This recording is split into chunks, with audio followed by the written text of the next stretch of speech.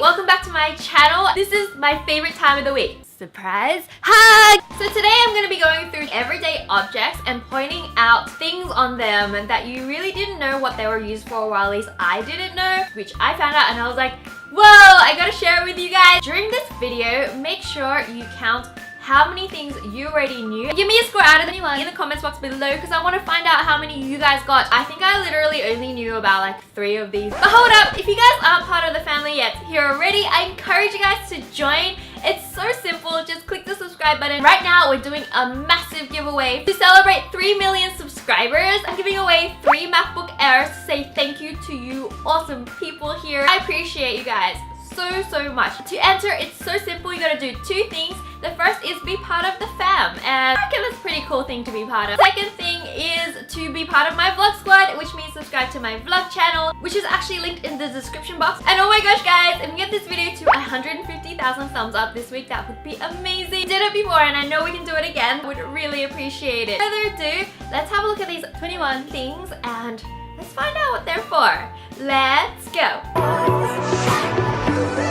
So on all makeup products, you'll notice that there's this little symbol on the back with a number. It's usually 6, 12 or 24 depending on the product. This is actually telling you what the shelf life of that particular makeup product is. And in general, powdered products last longer than creamy products, and mascaras tend to have the shortest shelf life of all makeup, which makes sense. The other thing you may notice is some tubes have a batch number at the top, and you can actually go to a website and search the batch number to find out when that product was manufactured, so you're not buying product that's like 3 years old and just sitting on the shelf. So a good idea the next time you open a makeup product is to get some washi tape and write the date of when the product will expire. So all you need to do is count the month from the day you open it.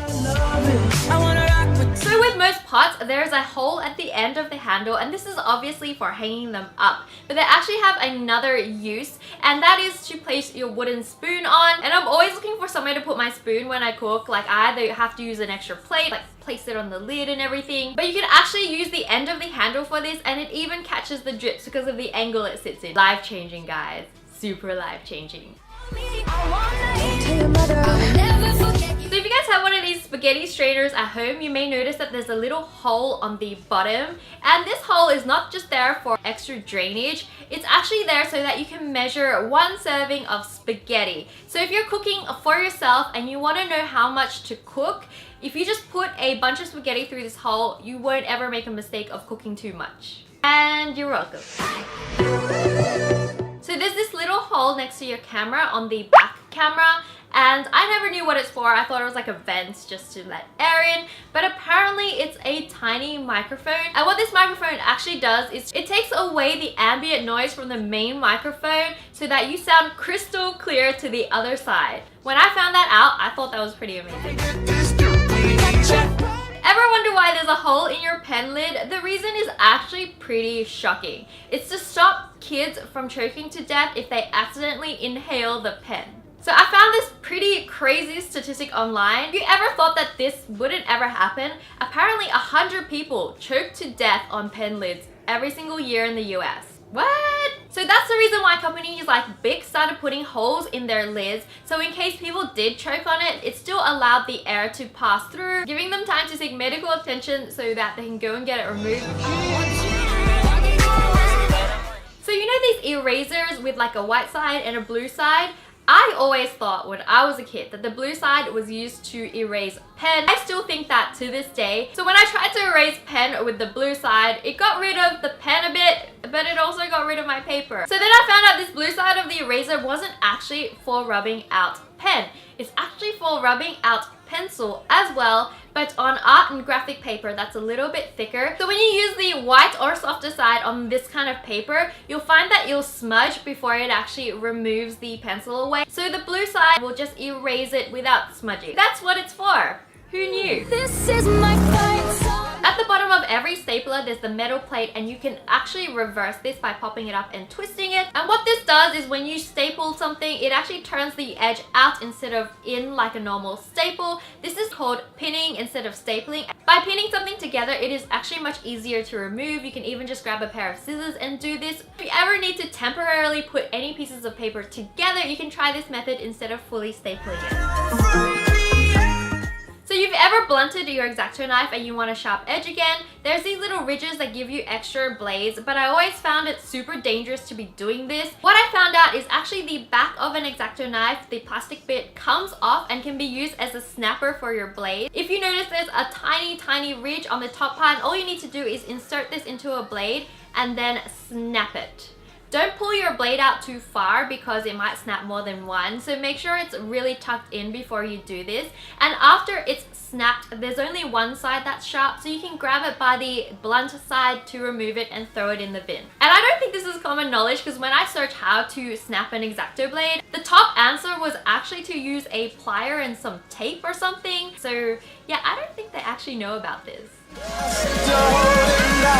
always thought the flippable legs on the back of my keyboard were for ergonomics, but this is not true. Typing with your wrist in a neutral position, which is completely flat, is actually the most ergonomic way to type. This is there for people that need to look at the keys to type because flipping it up and propping it up gives you more visibility of the keys.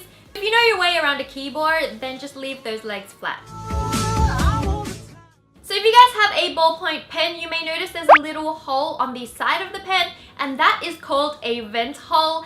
And I didn't know what it was for, but apparently when you're writing, you actually create a vacuum pressure inside the pen. The hole is basically there to release that pressure so the ink can keep coming out. So if your pen doesn't have a vent hole, you may experience like your ink stopping in the middle of your writing. If this ever happens, all you need to do is pull the pen apart to let some air back in and screw it back in, and then give it a bit of a flick so that the ink goes towards the nib. You guys know this. Add this onto your score.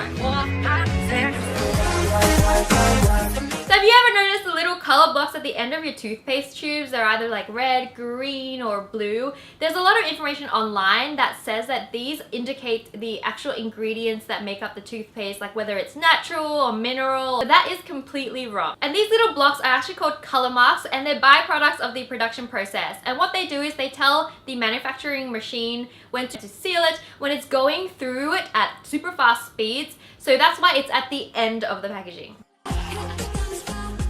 If you look at your Apple earphones, you'll see that there's a bunch of holes on them. I never really thought about why. Apparently they're there to let the air in. By allowing the air through, it lets the diaphragm of the speaker move more freely, which creates a better sound. And if you happen to be talking with the earphones in, you won't sound as muffled to yourself. Have you guys ever noticed there's a little switch or tab underneath your rearview mirror? Ever tried to flip it? I actually knew this one already, but I know a lot of you guys may not know it, so I thought I'd share this with you. So when you flick it, it'll actually dim the reflections of your mirror so that if anyone is driving behind you with high beams that it's blinding you, actually dim it all so that you don't get blinded by their headlights. So if you look in the gaps in your tires, there's these little ridges that sit there. They don't actually provide any additional traction. I was wondering what they're there for. So apparently they're there to tell you when your tires have been worn down so much that it's unsafe to drive on them. And it's not only for your safety, it's actually illegal to be driving around in tires that are worn below the ridge as well. So make sure you check it and you don't get fined. At least I did it my way. So I'm a huge klutz when it comes to using cling wrap and aluminium foil because every time I go to dispense it, I always drop the roll out and it just goes on the table and starts rolling. But did you know there's actually tabs on the side of the packaging which you can push in that holds the roll into place so that the next time you go to dispense some, it will not fall out. I even tested this, turned it upside down, and it didn't come out. I don't even know how I got here without knowing this. Like, what is my life? Have you ever seen the number 57 sign on Heinz ketchup bottles and wondered what it meant? I just thought it was a pretty design thing. Apparently it can help you pour the sauce out. So instead of tapping the bottom, shaking it violently and having a whole lot of sauce come out, having that little part of the bottle, just a little tap dispenses the perfect amount of sauce out. So at first I was like, this probably isn't true. Someone probably made it up. But apparently Mr. Heinz himself confirmed it. If you go to the Heinz website as well, they also have this on the website, so it's officially there. Only 11% of people in the world actually know about this. Join the club. Have you ever looked on the underside of your padlocks? you might notice this little hole on it. I found out there's actually a really good reason why the hole is there. Apparently the hole is there so if there's any water or humidity that gets into the lock, there's some way for it to escape. And this is because if you're in a cold country and the water or moisture gets in and it freezes, it actually destroys the lock mechanism, making it impossible to even open your lock. So that's why if you look at padlocks, outdoor locks tend to have these. And if you're in a cold country, better check that's the case before you actually use a lock outside. For indoor locks, you're not going to find this hole. It's less likely to have water and get frozen when you're inside. So next time you look at your lock, check underneath and you'll find out whether it's an outdoor lock or an indoor lock. So when you finish a chopper chop, there's a tiny hole at the end of the stick and I always thought it was a whistle and I'd always try to play it, but like it never ever work. I'd still try. And the reason that the hole is actually there is so that they can melt a little bit of candy into it, so it actually holds the lollipop onto the stick really securely. Without the hole, I'm pretty sure the whole thing will come off very easily. Have you ever noticed the symbol on plastic containers? They're always there, but sometimes with different numbers. This is called the resin identification code, and it's there to tell you what kind of plastic your product is made out of. There's actually 7 kinds of plastic, and look it up on Google if you want to know more. Generally, 1, 2, 4, and 5 are considered the safest. The other thing you may notice on your plastic takeaway containers is something telling you whether it's dishwasher or microwavable safe. So check that out as well before you pop it into the microwave or dishwasher. If you've ever opened a Tic Tac container, you might have seen a ridge on the underside of the lid. It's actually a tiny little cup that fits 1 Tic Tac perfectly. If you've ever had the problem of having too many Tic Tacs come out, this is for you. So the proper way to dispense 1 Tic Tac is to turn it upside down and then slowly open the lid so that only 1 Tic Tac comes out onto that little cup. Mind blown! The headrest in your car is obviously to rest your head. It also protects you from getting whiplash if you suddenly stop, but there's actually one more use for them that could probably save your life. I want to show you this video from a Japanese TV show.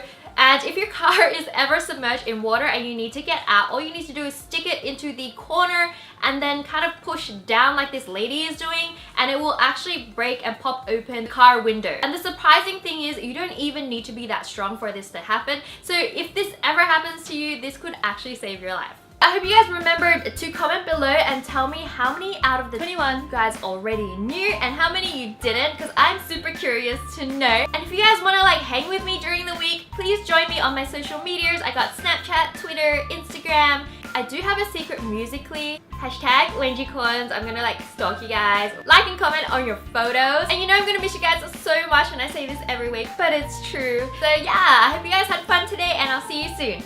Bye! Love you!